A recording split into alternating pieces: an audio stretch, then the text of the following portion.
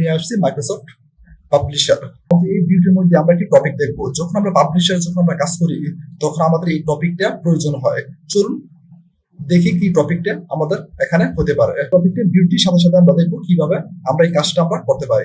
Microsoft পাবলিশারটা আমরা open করেছি। Open করার পর আপনাদের সামনে এখন এইভাবে আপনাদের সামনে এখানে চলে আসবে। আসার পর বাড়ি গিয়ে দেখুন ইনসার্ট ট্যাবের উপরে ক্লিক করুন। ক্লিক করার পর এখানে দেখুন একটা অপশন দেওয়া আছে।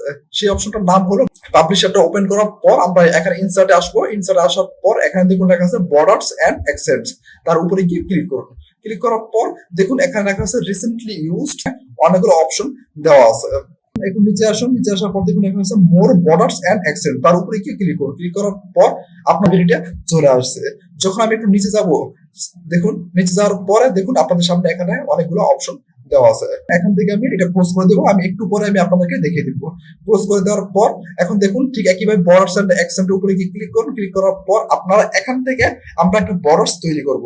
দেখুন একটু নিচে যাব। নিচে যাওয়ার পর এখন এখান থেকে আমরা এই বর্ডারসটা আমরা তৈরি করব। যেটা ইচ্ছা আপনারা সেটা তৈরি করতে পারেন। এই বর্ডারসটার উপরে গিয়ে ক্লিক করবো। ক্লিক করার পর দেখুন আপনাদের সামনে এখানে চলে আসছে।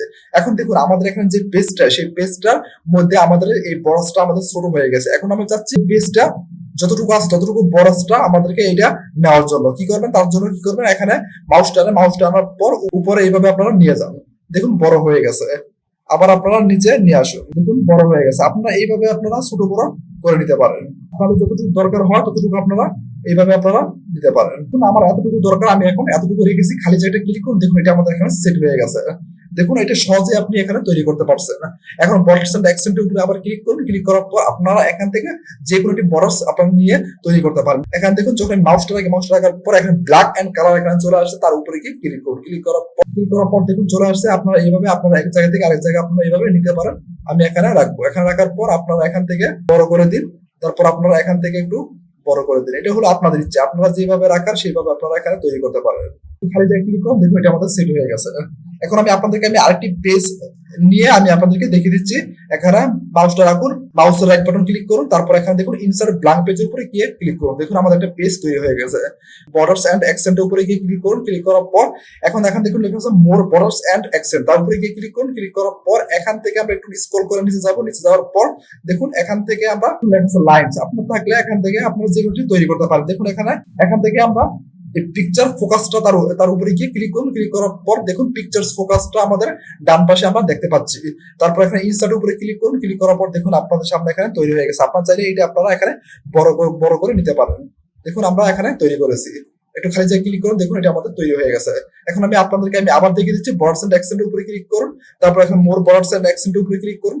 ক্লিক করার পর একটু নিচে আসুন। নিচে আসার পর দেখুন আমরা এখান থেকে এখানে বর্ডার 3 দেওয়া আছে। সেইটা আমরা এখান থেকে আমরা এটা নিব। তার জন্য তার উপরে গিয়ে ক্লিক করুন। ক্লিক করার পর আমরা বর্ডার 3 আমরা ডান পাশে আমরা দেখতে পাচ্ছি। তারপর এখানে ইনসার্ট উপরে ক্লিক করুন। ক্লিক করার পর দেখুন আপনাদের সামনে এখানে চলে আসছে। আপনারা চাইলে এটা এইভাবে আপনারা এখানে নিয়ে আসতে পারেন। এটা আপনারা এইভাবে বড় করতে পারেন।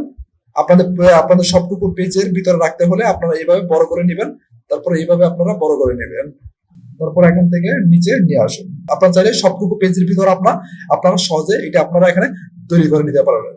আপনারা এখানে বর্ডারস এন্ড অ্যাকসেন্টের এখান থেকে আপনারা একটু স্ক্রল করে নিচে গিয়ে আপনারা তৈরি করতে পারবেন। আবার মোর বর্ডারস এন্ড অ্যাকসেন্টের উপরে গিয়ে আপনারা এখানে অনেকগুলো অপশন পাবেন। আপনারা এখান থেকে যে কোনো একটি অপশন আপনারা এখানে তৈরি করতে পারেন। দেখুন আমাদের এখানে অনেকগুলো অপশন চলে আসছে। দেখুন আপনারা এখান থেকে যে কোনো একটি অপশন আপনারা এখানে চাইলে ব্যবহার করে নিতে পারবেন। এখানে ক্লোজ করে দেবো। দেওয়ার পর আপনারা সহজে এখানে তৈরি করতে পারেন। ভিডিও যদি ভালো লাগে অবশ্যই চ্যানেলটি সাবস্ক্রাইব করে পাশে থাকা বেল আইকনটি বাজিয়ে দিবেন পরবর্তী ভিডিওটি পাওয়ার জন্য। আবার দেখা হবে পরবর্তী ভিডিওতে। ভালো থাকুন, সুস্থ থাকুন। সবাইকে ধন্যবাদ।